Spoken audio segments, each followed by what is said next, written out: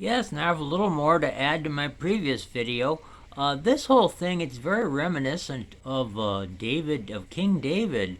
As you know, who know your Bible, what happened was, well, the church teaches that if you commit a sin and you try to cover it up, you'll do even worse things to cover it up. And of course, this is what's happening with the bad surveillance.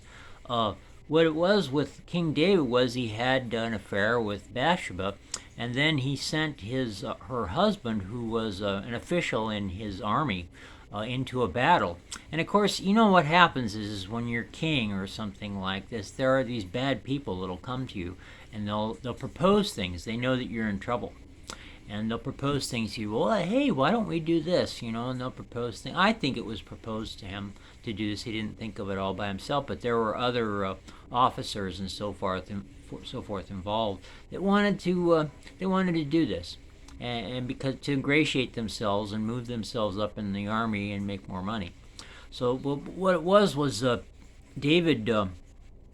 He had this guy Bathsheba's husband rush into battle, and then he had his other men withdraw, so that he ended up dying.